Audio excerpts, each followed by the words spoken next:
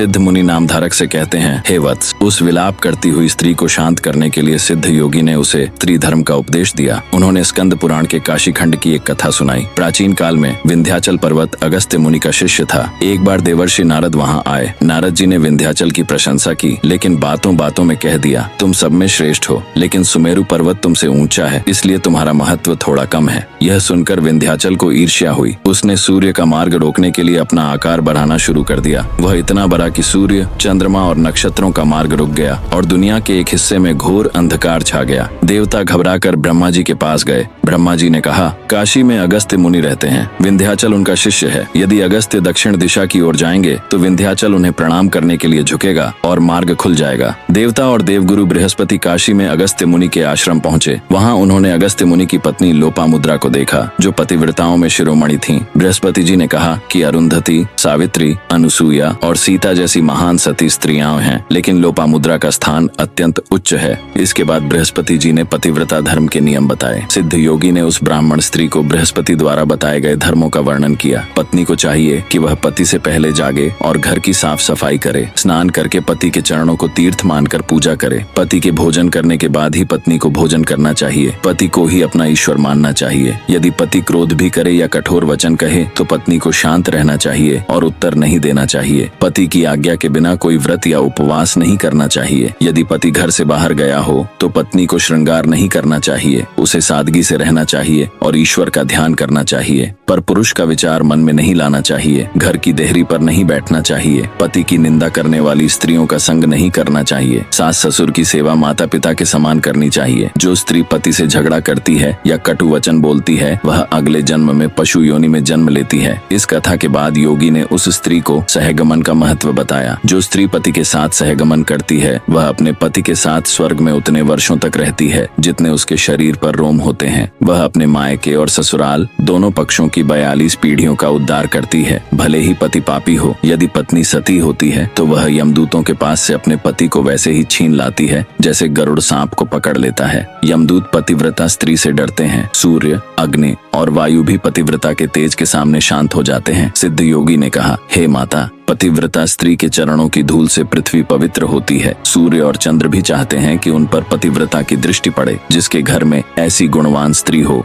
उसका जीवन धन्य है। यह उपदेश सुनकर उस ब्राह्मण स्त्री का मन शांत हुआ। उसे विश्वास हो गया कि पति की सेवा और धर्म का पालन ही उसके उद्धार का मार्ग है। इस उपदेश के बाद उस स्त्री ने साहस बटोरा और अपने मृत पति के शरीर के साथ अग्नि में प्रवेश अर्थात सहगमन करने का निर्णय लिया। लेकिन तभी श्री नृसिंह सरस्वती महाराज की कृपा से एक चमत्कार हुआ।